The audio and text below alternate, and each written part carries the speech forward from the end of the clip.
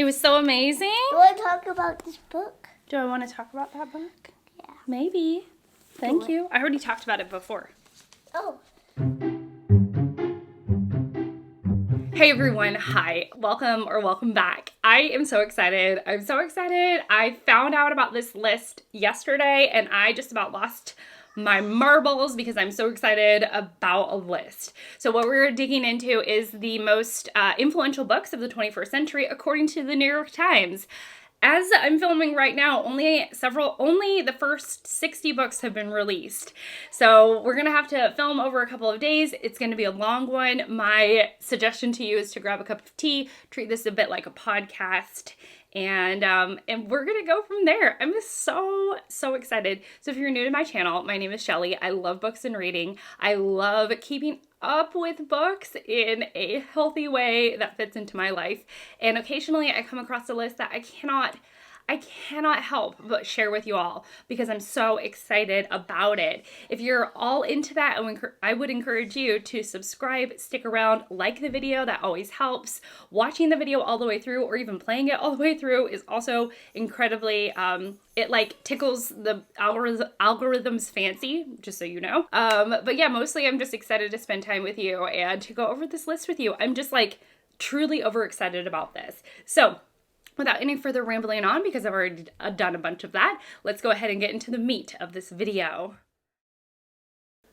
A little bit of housekeeping. I'm doing this vlog style. I think that it would probably, I'm going to try and not have any too, like, I'm going to try and contain my excitement so that this is going to be more of a video that you can listen to without too many peaks, like voice peaks, sound peaks. So I'm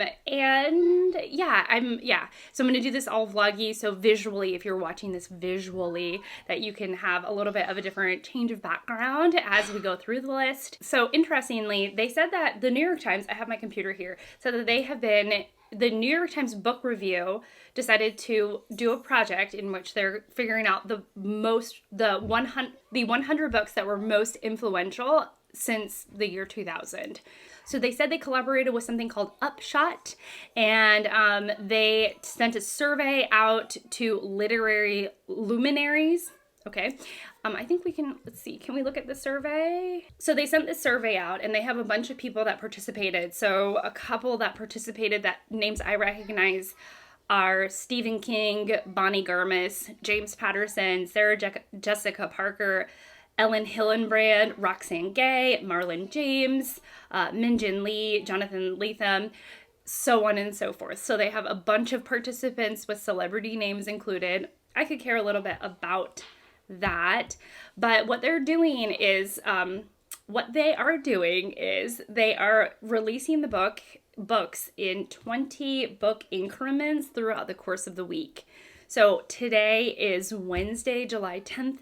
And so far, we only have, the first 60 books. So we don't know what the rest are. I looked at the first 40 books yesterday. I'll do the last, 20, the last 20, the ones that I haven't seen, I'll do live with you. And I was just so excited. So I'm going to have to spread this out over the course of a couple of days. Hopefully, I'm going to have some timestamps for you all and for me. And just so you know, I'm going to leave all of the books named, with their title and the author and translator. If I can get myself together, that organized, I'm going to leave that all in the description box. And I will leave a link to the New York Times article. At times, people can access it depending on your relationship with the New York Times. And at times, like if you live in another country outside of the US, at times it's been very difficult for people to access. So I'm going to do my best to compile the complete list down below. They started with 100 and they're working their way up to number 1. I'm going to do the same. And otherwise, I am just so excited to jump in. And I'm so excited. Number 100, Tree of Smoke by Dennis Johnson. I have never heard of this book before, published in 2000. This is the story of Skip Sands, a spy in training engaged in psychological operations against the Viet Cong, and the disasters that befall him thanks to his famous uncle a war hero known in intelligence circles simply as the Colonel. So it sounds like it's a war-focused novel. The New York Times said that it's a novel of villainy and vast indifference. I have never heard of this novel. Tell me if you have. Number 99, How to Be Both by Ali Smith, her 2014 novel that has been everywhere, I feel. This is going to be about a modern British woman and a 15th century Italian painter. She's exploring binaries, but not just the binaries of male and female, but also the binaries of the real and imaginary, poetry, prose, living and dead, and so forth. And it sounds like it's done in that very Ali Smith way, in which it is poetic and beautiful. A book I actually have read and I have opinions about. Number 98 is Bel Canto by Ann Patchett, first published in 2001. This is about a luxury birthday party set in South America, and a group of young gorillas come in and they take the whole party hostage. And of course there's people of influence and wealth at the birthday party that are being taken hostage, and that is where the novel starts. Weirdly, it's not my favorite Ann Patchett, and I actually didn't love the last, 20 to 30 pages. When I read this, I very much disagreed with the last 20 to 30 pages. It just was not great for me. And interestingly, I really loved The Dutch House by Ann Patchett, and I think The Dutch House should probably be on this list rather than Bel Canto. That's just my opinion. The first nonfiction on the list comes in at number 97, and it is by Jesmyn Ward, and it is The Men We Reaped. She is going to be telling the story of 2 family members and 3 friends, all young men, and their deaths while she's pondering circumstance, race, injustice, and deeply thinking about this. I've heard it's a fantastic memoir. Another nonfiction book, Wayward Lives, Beautiful Experiments by Saidiya Hartman. This is subtitled Intimate Histories of Riotous Black Girls, Troublesome Women, and Queer Radicals. And this is going to be the exploration of young Black women in the early 20th century and their impact on our culture and laws and the way that we think today. Another book that I read that I am just in utter agreement with this, and it is Bring Up the Bodies by Hilary Mantel. This comes in at number 95, published in 2012. Oh my gosh, you can see with the joy on my face that I love this book.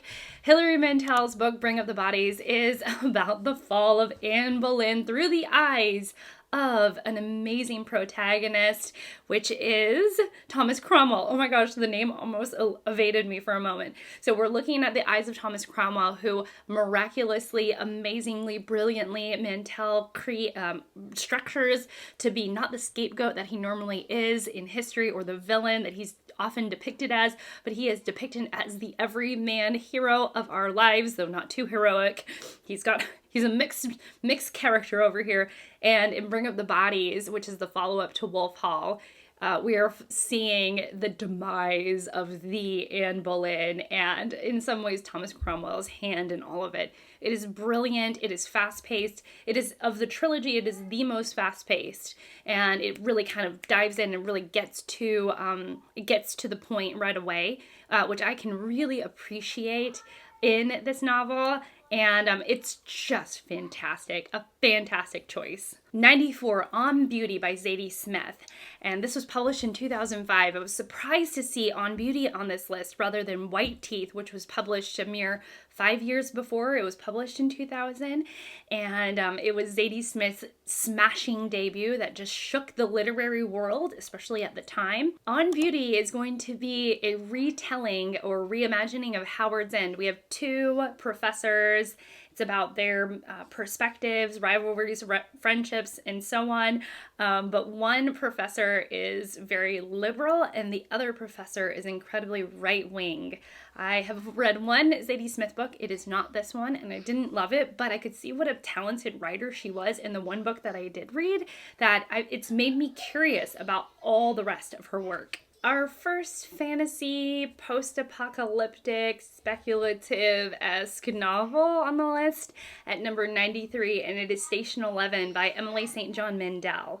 Now, this is going to be post-apocalyptic. The apocalypse has happened, and we are following a random assortment of humans, primarily, I think, a traveling Shakespeare troupe that are stuck, in a small space. And in this instance, it is the small space of an airport tarmac, or an abandoned airport. That's what it is, an abandoned airport. And, we see how humanity reacts to one another and survives in this situation. Our first translated novel, and it is coming in at number 92, Days of Abandonment by Elena Ferrante, translated by Anne Goldstein, and this was published in 2005. I actually have it on my shelves unread right now. And the tipping point, the point in which I think we were meeting our main character, who is an adult woman, is that she had the breakup of her marriage. And from there, I think it is a bit of like a falling apart, a struggle, a mental breakdown, and all of the psychodrama that follows from that pivotal moment in her life. Number 91 is Philip Roth's novel, The Human Stain, first published in the year 2000. It is 1998. The novel is set during 1998's Clinton impeachment scandal, where we are thinking about the morals and values of a president. And so here in this novel, we are in a New England small town with an aging classics professor who is forced to retire because of his racist remarks. But what we don't know about this professor is that he has been holding on to a lie. He's been telling a lie about himself for years, and it turns the novel on its head. Number 90 is The Sympathizer by Viet Thanh Nguyen, published in 2015. This also won the Pulitzer Prize. It is a confessional type novel with a nameless protagonist who is a North Vietnamese spy as Saigon falls and new duties in America beckon. This is supposed to kind of defy genres. It's supposed to be a bit confessional, a bit thriller, a bit political thriller, a little bit personal history, metafiction, and so on. Next is a book that is categorized as biography, but is kind of hard to slot into any particular slot, and it sounds amazing. So number 89 is The Return by Hashim Matar, and this was first published in 2016. It is an account of Matar searching for his father, who he lost to a kidnapping in Cairo back in 1990. It is about how geopolitics affect the personal, and it is both a personal elegy and that of a detective story. It's supposed to be incredibly absorbing and really, really breathtaking. Number 88 is The Collected Stories of Lydia Davis. I know Lydia Davis as somebody who writes nonfiction and works as a translator. I know that she translated the first book of Marcel Proust's In Search of Lost Time. She translated Swan's Way as part of a bigger project. I own her nonfiction, like Collected Works nonfiction volume 2. So I've never dove into her work in terms of fiction, but I heard she is fantastic. This has very short experimental works in them, and they're supposed to be brilliant. This next book was definitely a BookTube darling back when I started BookTube. Number 87 is Detransition Baby by Tori Peters, first published in 2001. This is going to be considering the topics or the themes of gender, transgenderism, detransitioning, and parenthood amid all of that. Number 86, Frederick Douglass, written by David W. Blight, first published in 2018. It is a biography of Frederick Douglass, and it's supposed to be absolutely fantastic. Another short story collection by someone I would deem the king of short stories, and that is George Saunders. It is his short story collection, Pastoralia, first published in 2000. This is number 85 on the list, and it says that this collection is profane, unsettling, and patently absurd. Number 84 is The Emperor of All Maladies by Siddhartha Mukherjee, first published in 2010. From what I have heard, it is an extraordinarily readable account of what cancer is. It's actually subtitled A Biography of Cancer, but Siddhartha Mukherjee's writing is part memoir, part storytelling, while also being informative and displaying his immense knowledge on the subject. Number 83 is going to be a book on quantum theory. We don't have to know anything about quantum theory unless you actually want to know something about quantum theory. Whatever floats your boat, but it's a novel about that, kind of, and it is called When We Cease to Understand the World by Benjamin Laboutat, and it is translated by Adrian Nathan West, and basically it's about a group of geniuses, scientists, mathematicians, and so on, and their pursuit of knowledge, but their struggle with both the emotional, interpersonal, spiritual, and it's going to be juxtaposed to the scientific, logical, and mathematical. Number 82 is Hurricane Season by Fernanda Melchor, translated by Sophie Hughes, and it was first published in 2020, the translated version of it. And it is going to be a brutally harrowing tale of poverty, paranoia, and murder in a fictional Mexican village, following a young girl, impregnated by her pedophilic stepfather. Blech. Number 81 is Pulphead by John Jeremiah Sullivan, first published in 2011. This is a book of essays, and it feels very emblematic of the time. He writes about a Christian rock festival. He does a profile on Axl Rose and a tribute to an American botanist.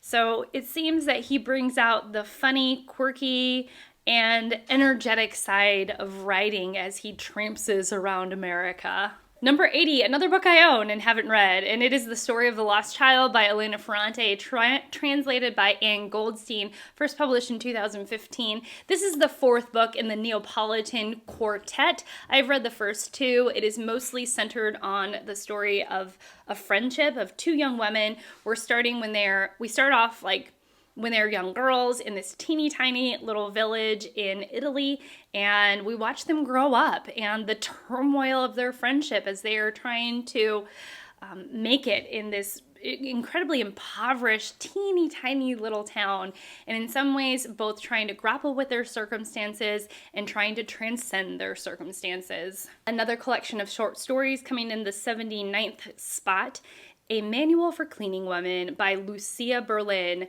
first published in 2015, although the individual stories were written in the 1980s and 90s, so be aware of that. But it is going to be a volume of Berlin's short stories. They say that she is a very talented writer. I don't know anything about her, but she mostly writes about harried, divorced, single women, and she writes them with these stories with uncanny grace. Number 78 is by Jan Foss. It is the Septology series. It's translated by Damien Searles, and it was published kind of in 2022. The reason why I say kind of is because it is a 7-part series.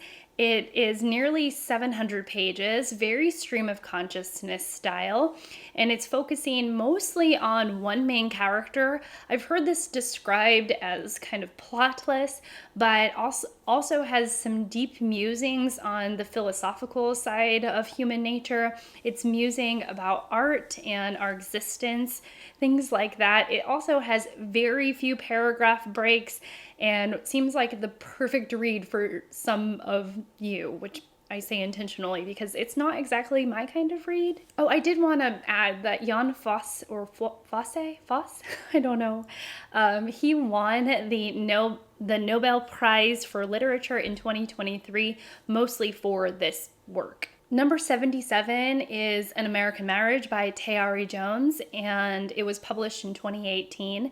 This is about a young Black couple. They are newlyweds, Celestial and Roy. Roy is accused of rape and very swiftly and wrongfully convicted to 12 years in prison, and that's how they start off their marriage. There's letter writing while he's incarcerated and she is on the outside, and the story unfolds from there. A book that recently skyrocketed to the top of my TBR, it is Tomorrow and Tomorrow and Tomorrow, which comes in at number 76. It's by Gabrielle Zevin, and it was published in 2022. I heard Katie, who I will leave linked down below, her channel Books and Things, talk about this with such passion and joy that it made me instantly interested in what she had to say. This is about the gaming industry, but not quite that. It is a novel. It is at the center of it, exploring platonic love between two friends. They are both lovable and unlikable in their own way, these characters that are the focus of the novel, and it's mostly about their relationship. I believe one of them lives with chronic pain, which plays a part in their relationship, and I heard mostly from Katie, but from a lot of other people, that it is a phenomenal novel. Portal Fantasy has entered the list at number 75, Exit West by Mahsin Hamid, published in 2017. This is about a pair of lovers in a war-ravaged Middle Eastern country. Basically, they get the keys to a door, and that door literally opens to a portal of another land. So it's a little bit of magical realism, a little bit of a lover's story, all kind of mixed up in one. Number 74 is a book that I own and an author that I've read from, though not this book. It is Olive Kitteridge by Elizabeth Strout, first published in 2008. It won the Pulitzer Prize in 2009. It centers around a crotchety, cranky, yet somehow lovable main character named Olive Kitteridge. It is a novel told in stories, so very, very interconnected short stories. That's how it reads, I believe. I mostly know Elizabeth Strout by her Lucy Barton series. I've read that 4-part series that centers around a character that is an older female protagonist who's a writer and who is always in some way or another making peace with her past. So if Lucy Barton is anything like Olive Kitteridge, I think the novel will actually be a success for me because I really, really love the Lucy Barton series. Number 73 I thought was kind of an odd entry for this list, and it is Passage of Power by Richard Caro.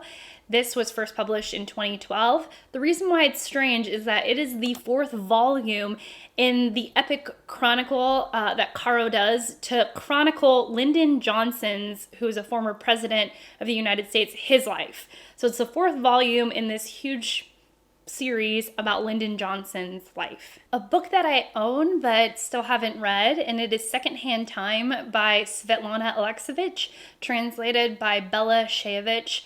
First published in 2016. This comes in at the 72nd spot.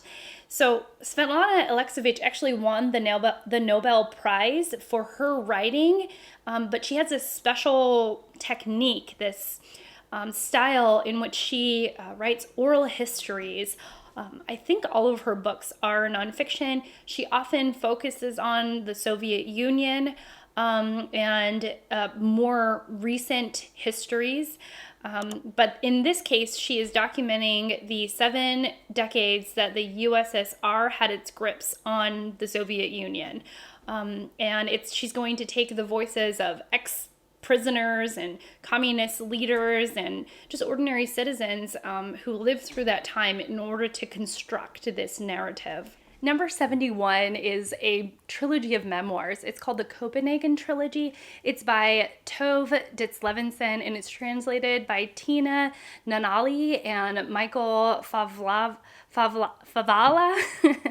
Goldman. First published in 2001, kind of. Actually, they were published in Denmark in the 1960s and 70s, but they weren't translated into English and published in English until 2021.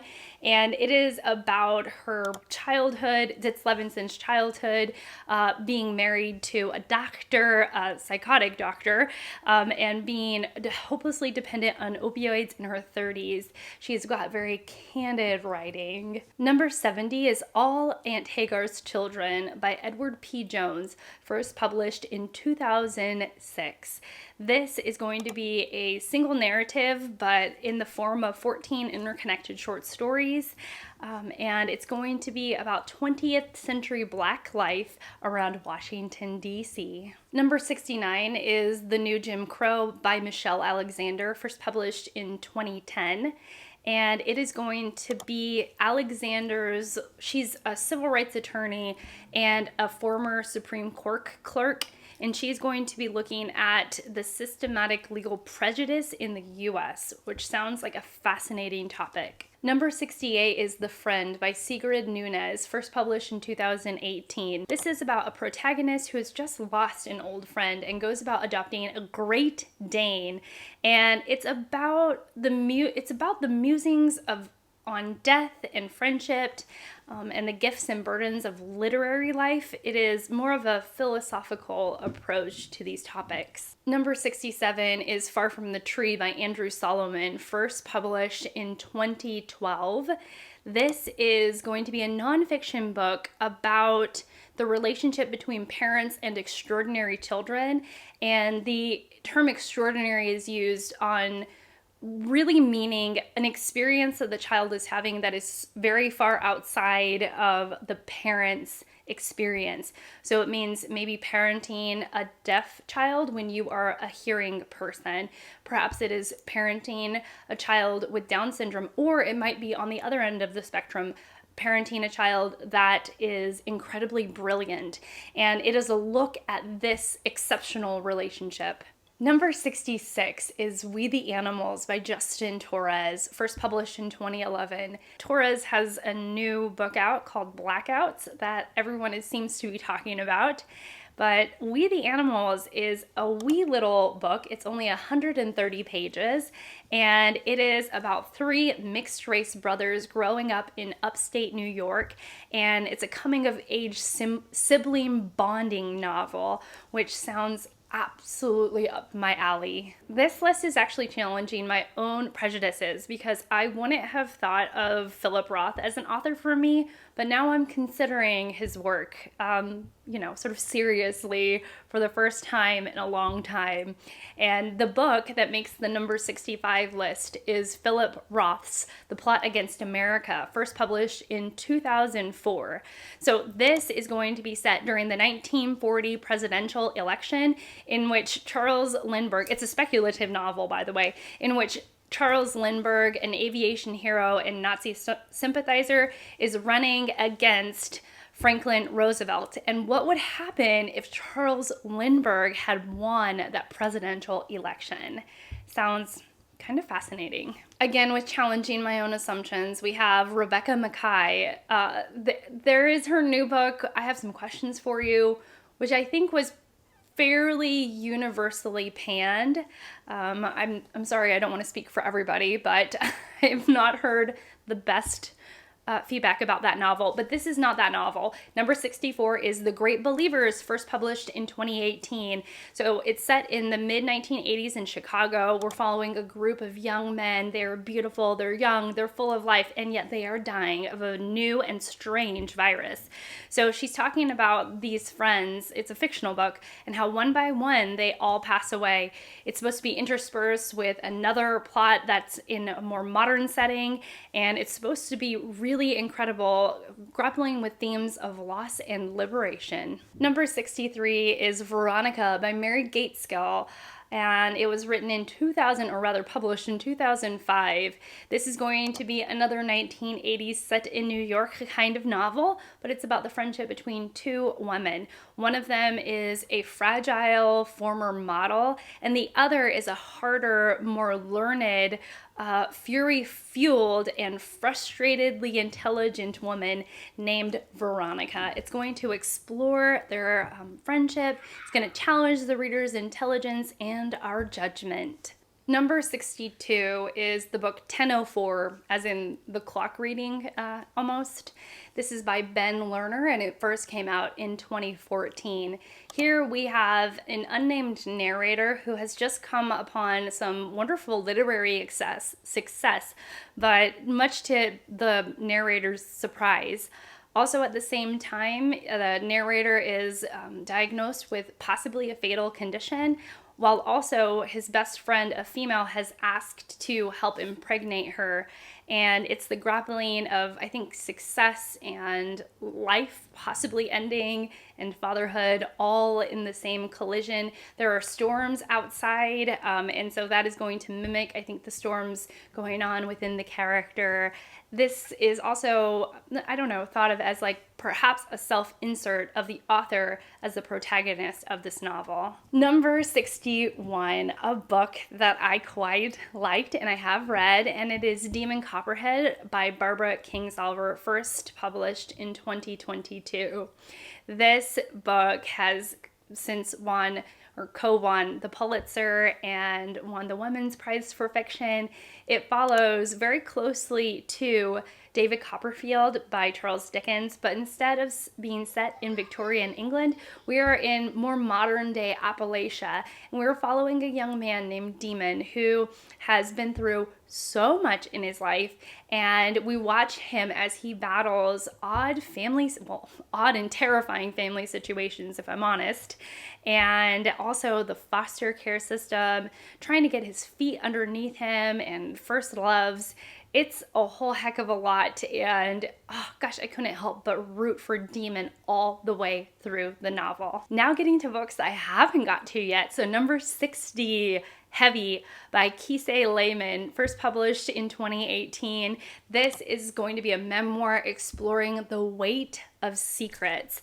Lehman is a black man moving through society. He has unhealthy relationship with food. He is thinking about loss and addiction and his mother and pathological perfectionism. I don't know why I haven't read this yet because this seems right up my alley. Number 59 is another book that I've read and I'm so surprised makes the list, and I'm glad it does. And it is Middlesex by Jeffrey Eugenides, first published in 2002. Here we are following, it's an intergenerational family saga, kind of starting off in remote islands. We see the burning of Smyrna and the way that this family immigrates to the United States. And it is just told really interestingly. It explores the concepts of family relationships, of course, and gender, and how we are raised, and the impacts of choices in our lives. I just thought this was a fantastic novel. Number 58 is Stay True by Hua Hsiu, first published in 2022. It is Hsiu's memoir about his friend that he met in college. This takes place in the early 1990s in Berkeley. It was a good friend of his, and yet this friend, Ken, ends up dying from a random hijack. He was murdered by a random car hijacker, and it's going to be Hsiu's thoughts on that murder and that friendship and what life is and what loss is like. Sounds absolutely beautiful. Number 57 was Nickel and Dimed by Barbara Ehrenreich, first published in 2001. Ehrenreich is a reporter, and she actually worked some of the lowest paying jobs: waitress, hotel maid, cleaning woman. She didn't just work them, but she reported on them, and she's able to talk from actual experience about the moral outrage of working these super low-paying jobs while also doing it with bone-dry wit. Number 56 is The Flamethrowers by Rachel Kushner, first published in 2013. It is set in the not so distant past of the 1970s in the United States, where we follow an artist and her lust for experience and where that takes her. Number 55 is a book that I am immediately adding to my own TBR, and it is The Looming Tower by Lawrence Wright, first published in 2006. It is a nonfiction account. It's a nonfiction book narrating the events that led to 9/11. It sounds utterly fascinating. The short story aficionado George Saunders makes the list again at number 54, and it is the 10th of December. It is his fourth short story collection and known to be his best. This was first published in 2013. We're on a bit of a short story kick because in number 53, we have Alice Munro's Runaway, first published in 2004. Alice Munro mostly wrote short stories, and this is her 11th short story collection, which is pretty astounding.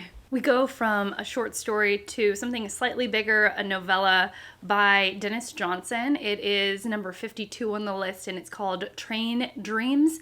We are in 20th century America, and we are following an ordinary man living through extraordinary events as he is living through the loss of his young family and the Dust Bowl and a variety of other extraordinary and excruciating events. The book in the number 51 spot is one of my own personal TBR and has been on my TBR for a moment, and it is Life After Life by Kate Atkinson, first published in 2013. This is Kate Atkinson's big, sweeping literary novel that follows a character that, for lack of a better term, is reincarnated.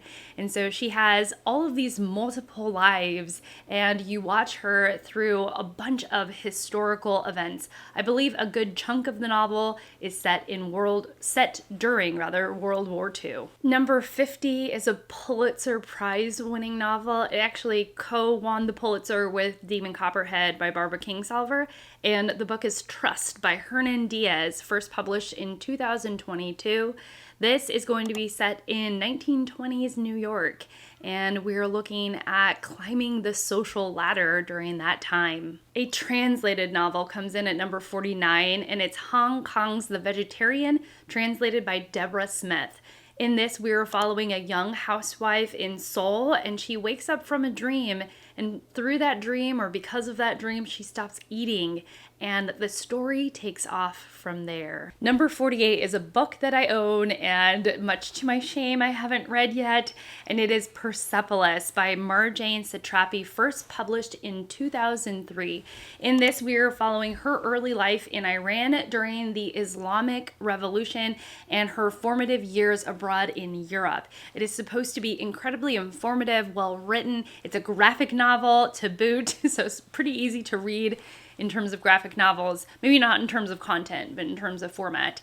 And it's supposed to be absolutely fantastic. Toni Morrison! Oh my goodness, it's so exciting to see a familiar name on this list. So she makes it in the 47th spot for her book, A Mercy, first published in 2008. This, we're in the 17th century, following a farmer and his slaves and indentured servants, such as his wife, when disease runs rampant and children die. And sounds like a harrowing novel. Number 46 is a novel that I've read, and I feel as if it has won every single literary award that it qualified for or that it was submitted for. And that is The Goldfinch by Donna Tartt, first published in 2013. In this novel, we are following Theo, who at the very beginning, his life is impacted by a terrorist attack, and he forms an somewhat odd attachment to a piece of art. It is a coming of age story, and at the center of it, we are seeing a young man struggle between making the choices of will he be a good person or will he be a terrible person? And we see his life and morality swing in the balance of those two things all throughout the novel. It is cinematic and utterly gripping. Number 45 is The Argonauts by Maggie Nelson, first published in 2015. This is going to be a memoir of sorts. She's grappling with the questions of identity and queerness and the early stages of parenthood and motherhood, her relationship with the artist Henry Dodge, and so much more. Number 44 is yet another fantasy novel. It is the 5th season by N.K. Jemisin. This is the first in a series, and it is high fantasy that has a polyphonic voice flowing throughout a very clever story structure. We are thinking about ecological disaster, human breeding, and discrimination, among other themes in this novel. Number 43 is Post-War by Tony Judt, first published in 2005. The subtitle is The History of Europe from 1945. So we're starting just after World War II, and we are getting this sweeping history. The writing is supposed to be vivid and clear, both detailed but direct. It's supposed to be a fantastic 4-volume read. Whenever I see a book like this next book and I read its description, I wonder, how is it gonna work? And so number 42 is A Brief History of 7 Killings by Merlin James, first published in 2014. For one, it is not brief. It is about 700 pages, and it's going to be a semi-historical novel that is following a unnamed reggae superstar who very much resembles Bob Marley, and it's going to collide with CIA conspiracies, international drug cartels, and a vibrant, violent technicolor of post-independence Jamaica. So when I read all of that together, I'm like, how is that going to work? I'm only going to know if I read it. We go from a 700-page novel to an itty-bitty little tiny novel, and at number 41, it is Claire Keegan's Small Things Like These, first published in 2021. Here we are in a very tiny, small Irish village, and it is around Christmas time. The main character is struggling with the morality of the Catholic Church, and just like all of Claire Keegan's works, from what I know, it is teeny tiny, a short little novel, very poignant, has a beautiful economy of words, and it gets straight to the point while really touching the reader's heart. Number 40, another book that I have read, and it is H's for Hawk by Helen Macdonald. This was first published in 2015. This is Helen's memoir, and she is struggling or considering processing the death of her father, which was more recent. She also gets a hawk named Mabel that she is trying to train, and she does all of this while also considering another hawk trainer, T.H. White. And so she is both musing, considering, deeply pondering T.H. White's life and his time as someone who trains hawks. I forget the name of that right now. While she is doing her own hawk training and also grieving for her newly passed father. Another book that I own but haven't read, and at number 39, it is A Visit from the Goon Squad by Jennifer Egan, first published in 2010. She's supposed to have very vivid characters, and these are all interconnected, somehow linked stories that create this novel. And I've heard that she uses a very interesting formatting. For example, one of the stories, I believe, is told in a PowerPoint presentation. So a little bit of that experimentalness that is all kind of put together to create this Pulitzer Prize winning novel. Number 38 is The Savage Detectives by Robert Bolaño, and it's translated by Natasha Wimmer, first published in 2007. This seems like a road trip novel. It's New Year's Eve in 1975. Two characters decide to leave Mexico City in a borrowed Impala, and their quest is to track down an obscure poet. There is a violent showdown that turns out that 20 years later, both characters are still on the run. Number 37 is The Years by Annie Ernaux. This was translated by Alison L. Strayer, and it was published in 2018. This is going to be Ernaud's Uve because she is focusing on some of her most intimate and private moments. Ernaud's writing is often memoir-esque, but both thoughtful and full of lots and lots of wisdom. Another book that I have read, and at number 36, it's Between the World and Me by Ta-Nehisi Coates, first published in 2015. This is a nonfiction book written in the style of a father writing his son letters about what it is like to be a Black man in America. It is thoughtful and enraging. Ta-Nehisi Coates shares some really incredible experiences with very poignant examples. I read it twice actually and got a lot out of it. Number 35 is another graphic novel, and it is Alison Bechdel's Fun Home, and it was first published in 2006. I must have read this at least 10 years ago, and I really enjoyed it at the time. It is a memoir graphic novel, and she is talking about growing up in a funeral home because that was her family's business, but also she is thinking about her own queerness and trying to grapple with her relationship with her father, who she believes was also queer. And it's all of those questions and a coming of age moment, all of it wrapped up in a really interesting graphic novel format. Number 34 is Citizen by Claudia Rankine. Now, this was published in 2014. It's going to be poetry and essays and thought pieces and lyrical works all combined in this book, as Rankine is trying to grapple with racism in America, even though at that time when this was written, America was trying to consider itself a post-race society. Number 33 is Salvage the Bones by Jessamine Ward, first published in 2011. In this book, Hurricane Katrina is on its way to Mississippi, where we meet our protagonist, a young 15-year-old girl who is motherless, and her father is an alcoholic. She has brothers in which they all have complicated relationships, and this young 15-year-old is newly pregnant.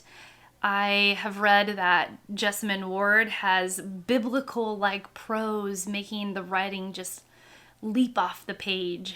Number 32 is a book from an author that I'm very curious about, actually newly curious about, and it is Alan Hollinghurst, and it is his book, The Line of Beauty, written in 2004, or published then rather.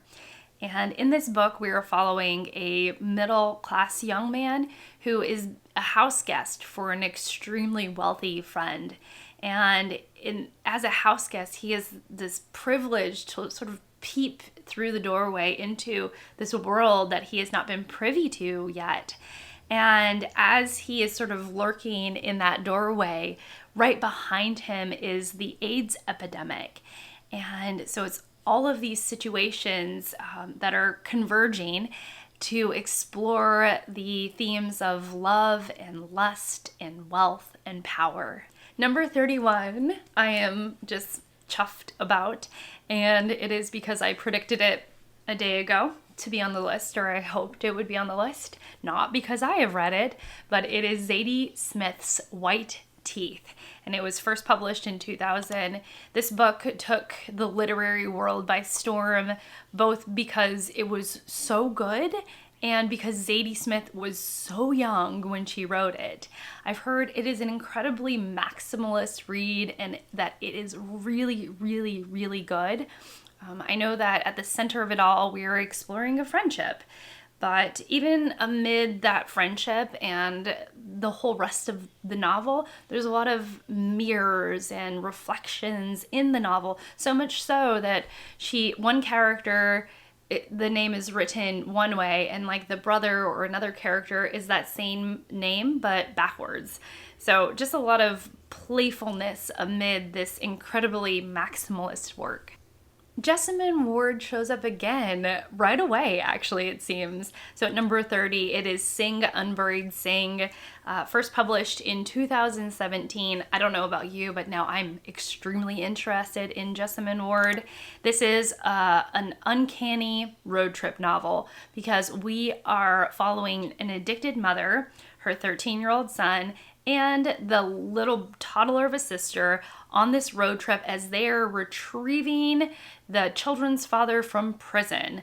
And we're starting off in Mississippi, much like the last novel we just talked about. So I'm now wondering, is Jessamine Ward one of those authors that has a place that she's very connected to, such as Mississippi, that features in most of her novels? Again, I heard her prose is just gorgeous in the novel, and it's supposed to be just a fantastic tale. Okay, I gotta contain myself because I don't want my sound to peak, and I'm really trying to honor that goal. But number 29 is a novel that I'm just so excited to see. It is the little novel that could, in my honest opinion, because I'll tell you in a minute, but it is The Last Samurai by Helen DeWitt, first published in 2000. The story is about Ludo, who is very little. He is immediately, he is a prodigy. He is very inclined, especially towards languages. He wants to read the Iliad and the Odyssey in their original language. And his mother is a struggling mom in that she's struggling financially. They both have a love for the film by Akira Kurosawa, which I think is The Last Samurai or Seven Samurai, I can't remember. But they have a love for that film. I'll hopefully have a picture popping up. Oh my gosh, I'm too excited. But see, the thing about this is that, well, structurally it's really interesting. It's a smart novel. It's a clever novel. It's a lot. It's a lot of a novel. But the thing is that Helen DeWitt made this book, and in a few months or even a year later or something like that, Hollywood decided to name a Tom Cruise film with the same name to Helen DeWitt's novel. It was The Last Samurai. And so a lot of people, including myself, have gotten mixed up The Last Samurai, the film, and the book. And the book actually fell out of print for a little while. And so it ended up having this lore and this sort of mystical quality because people were saying how good it was. And yet it was so difficult to get one's hands on. And it also shared the title of a film that had nothing to do with the book. And finally it was put back into press and people could get it again. And slowly it's been growing in popularity and being seen for the brilliance that it can. Of course, my camera stops recording, but slowly it's being seen for the brilliance that it contains. I'm so excited. Today, we get to find out the number one. I'm so excited. But before we get there, we're at number 28, and that is David Mitchell's Cloud Atlas, first published in 2004. This is a very oddly constructed book, but works extremely well. 6 nesting narratives. And the narratives range from historical fiction to futuristic sci-fi fantasy-esque type of stories. It works so well, and it's a book that has surprisingly stuck with me through the years. Number 27 is Americanah by Chimamanda Ngozi Adichie, first published in 2013. Here we're following a Nigerian immigrant, a woman first moving to America during the Barack Obama presidency. And we are following her experience as a Black immigrant in the States and what that is like. I heard there are really fun elements to this book, like blogging. Number 26 is Ian McEwan's Atonement, first published in 2002. We are in England in 1935, and we're following a little girl, a 13-year-old nosy little girl who spies her older sister in flirtation with the son of a servant. And partly because of the time period and the class issues, scandal ensues when the 13-year-old sort of fabricates a story from what she witnessed, and the events take off from there. This sounds amazing. I thought by the time we got to number 25, I would have known all the titles on this list. But instead, here we have a title that I've not heard of, and it is Random Family by Adrienne Nicole LeBlanc, first published in 2003. This is going to be a narrative nonfiction. The subtitle is Love, Drugs, Trouble, and Coming of Age in the Bronx. The Bronx is a borough of New York City, so it's got its own personality, a really big and strong personality, and we are following the lives of young people trying to outrun their destiny. This sounds amazing. I am definitely going to look up to see if my library has this. It sounds fantastic. Number 24 is a book I actually have on my shelves. What else is new? And it is The Overstory by Richard Powers, first published in 2018. This is a story that I think underneath it all is talking about the climate crisis and the love and importance of nature while having a beautiful narrative embedded to boot. Number 23 is another Alice Munro book. It is Hate Ship, Friendship, Courtship, Love Ship, Marriage, first published in 2001. These are going to be more of her longer short stories. I think from what I've read, there's only one short story under 30 pages, and we are going to be exploring the theme of family secrets, sexual tensions, and the unreliability of memory. Don't do that. Number 22 is Behind the Beautiful Forevers by Katherine Boo, first published in 2012. This is another book that I'm super interested in. It is a narrative nonfiction following several people in Mumbai.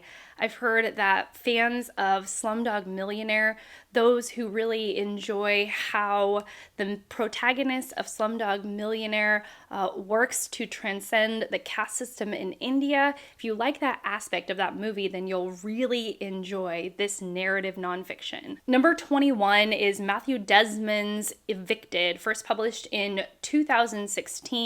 In this book, he is following 8 families living in Milwaukee, which is an area here in the US, and their struggle to keep a roof over their heads. Number 20 is from an author I absolutely adore, and I'm so excited to see this on the list. It's Percival Everett's Erasure, first published in 2001. I read 2 Everett books. Both were very successful for me. The Trees and James. I've not yet read Erasure.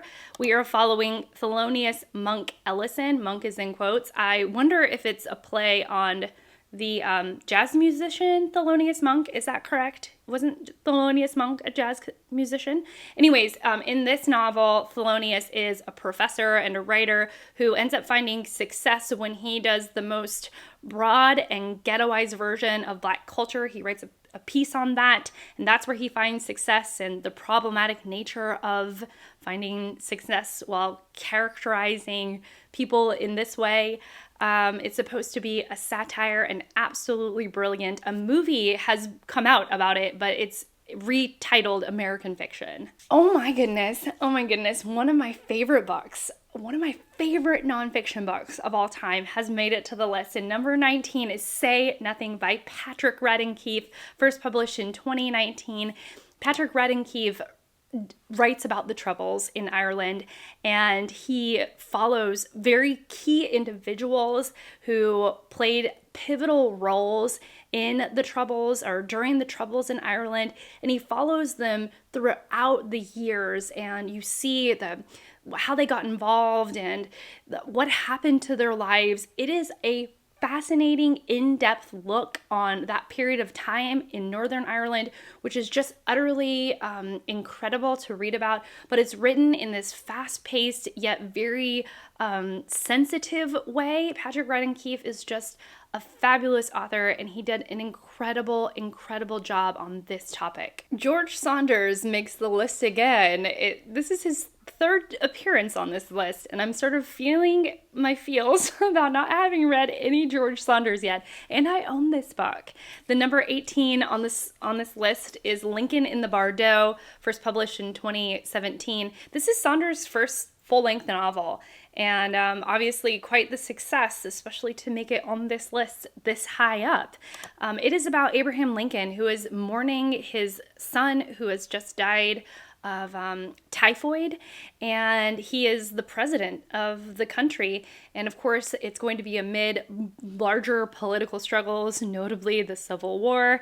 And it's supposed to be incredibly written and extremely attuned to human suffering, perhaps more finely attuned to human suffering. Number 17 is another book I haven't heard of, and it sounds cuckoo's bananas crazy, off the rails, but in a very particular way.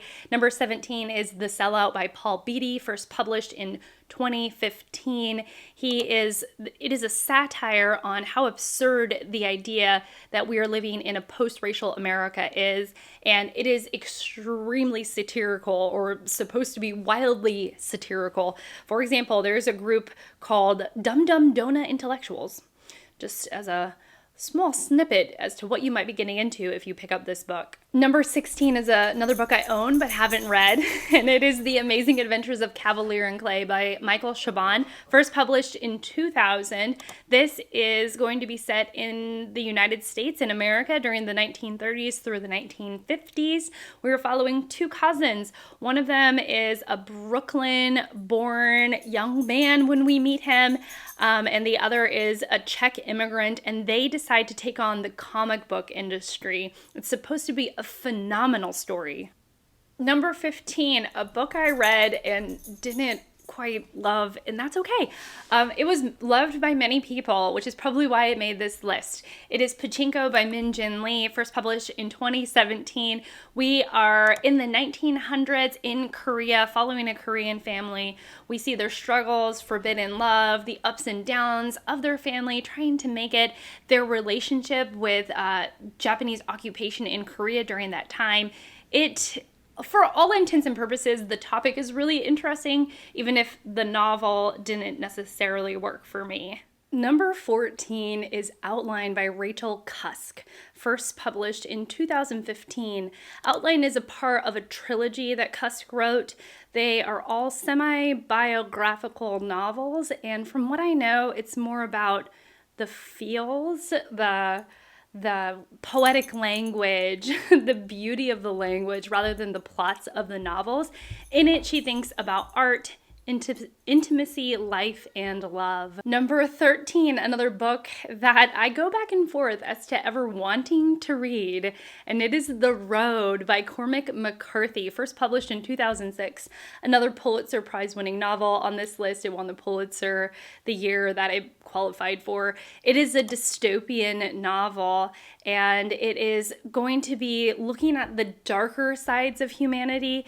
It is supposed to be very, very dark and very eerie in a lot of ways. We're thinking about cannibalism, loss, humanity, and what the world would be like if truly an apocalypse, in a sense, happened. Number 12 is a memoir by Joan Didion, The Year of Magical Thinking, first published in 2005.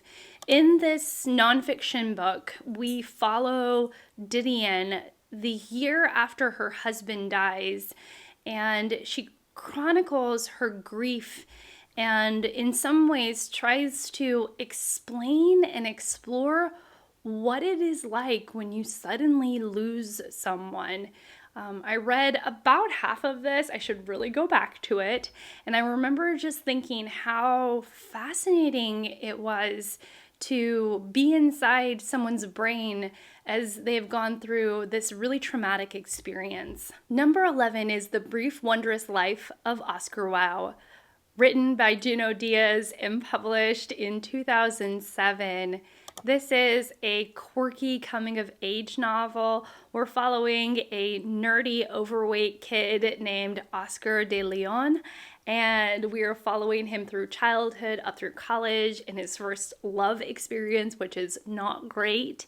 It has a quirky structure and a quirky character to follow. Number 10 is a book that I kind of got emotional when I saw it on the list. I don't know why. I read this and I loved it, and it was kind of like seen the name of an old friend that made it to, I don't know, the gold standard or something. And it is Gilead by Marilyn Robinson, first published in 2004. I believe this also won the Pulitzer the year it qualified. And it is the first in a tetralogy set in a fictitious Iowa town, and we are following the Reverend John Ames, and he is an older man. He is in the last years of his life, and he is trying to impart wisdom onto his younger son, and he is just thinking about life and what he wants to pass on. It is so beautiful. It is so quiet. It is so compassionate. It's one of those books that you read, and I think that you kind of, at least I kind of sloughed it off as just like, okay, I read that book, whatever. And then I was surprised to have continued to think about it weeks and months after I read it. Number 9 is Never Let Me Go by Kazuo Ishiguro. It was first published in 2005.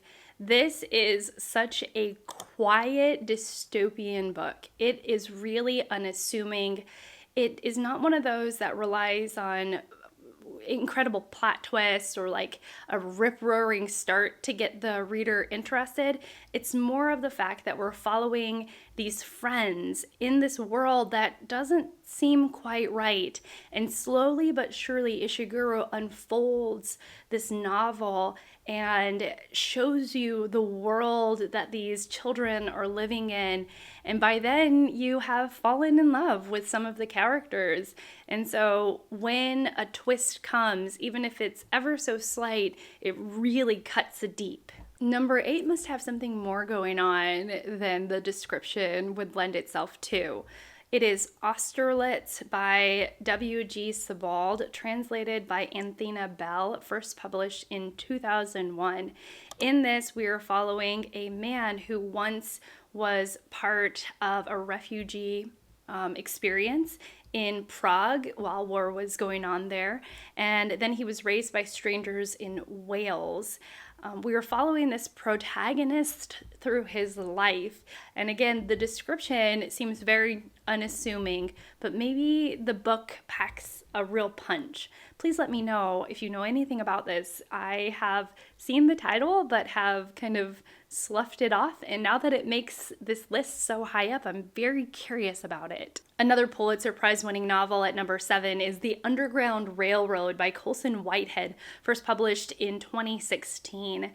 In this novel, we follow a female protagonist, a slave who is escaping slavery with her life, and she goes on this very magical, realistic version of the Underground Railroad. In that way, it was sparklingly incredible, but it was also incredibly brutal. It was one of the most brutal books I've ever read, and it stuck with me for that. It has such an impact, or it made such an impact on me, the reader, and it's one that I've continued to remember very specific and vivid scenes, even to this day. Number 6 is the novel 2666 by Roberto Bolaño, translated by Natasha Wimmer. It was first published in English in 2008. It was originally written in Spanish, and it is an 1,100-page novel. It's broken into 5 parts, and we are following an elusive German author and the ongoing murders of women in Santa Teresa.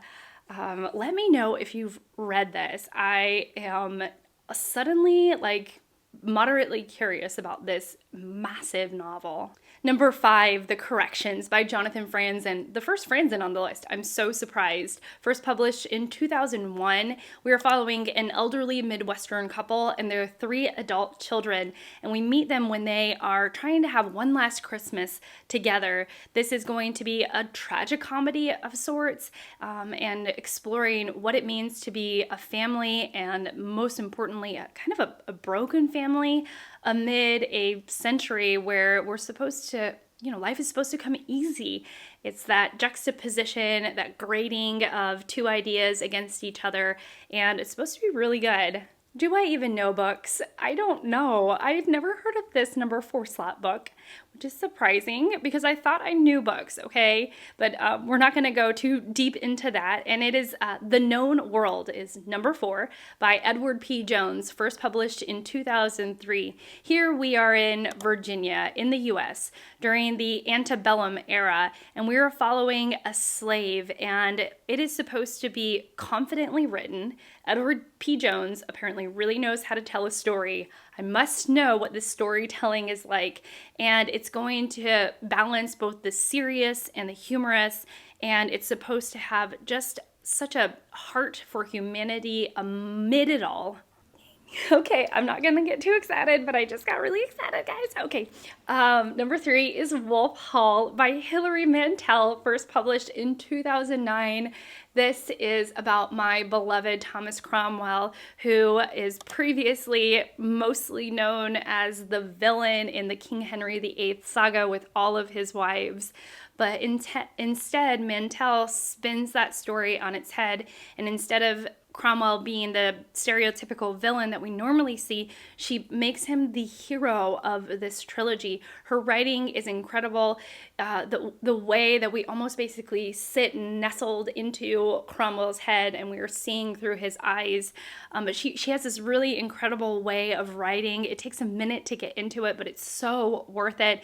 And we're following Cromwell's rise to power and rise to influence in Wolf Hall. It is phenomenal historical fiction writing, some of the best I've ever read, if not the best I've ever read.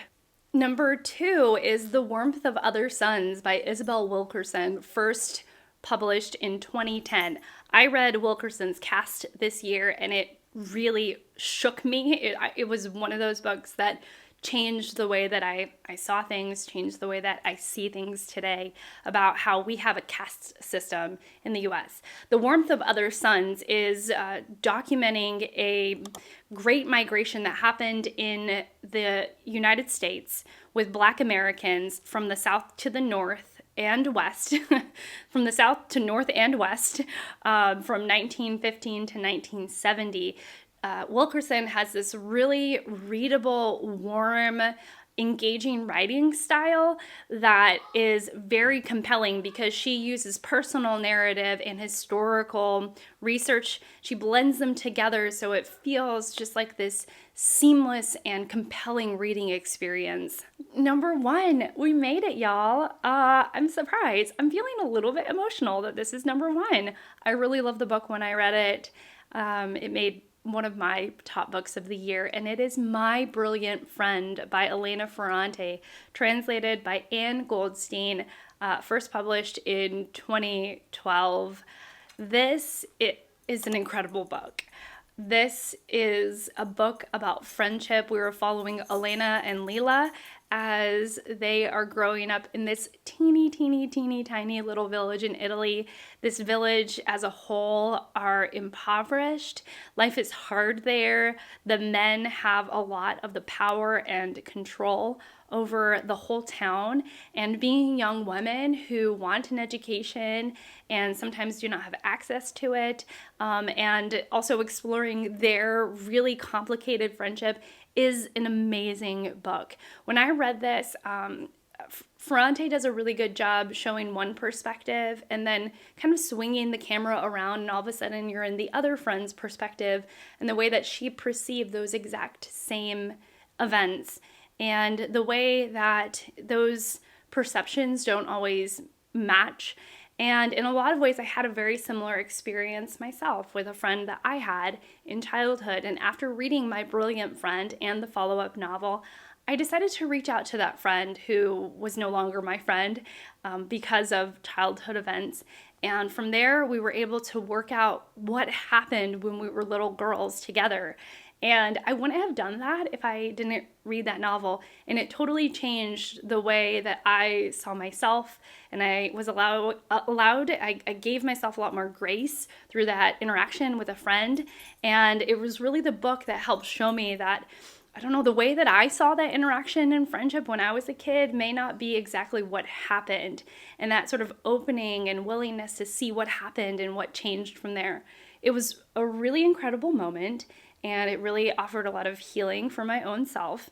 And I just really credit my experience with this book and what I took away from this book to help kind of put in motion what I needed to happen from a childhood friendship that kind of crumbled and fell apart when I was right at that age where friendship really matters.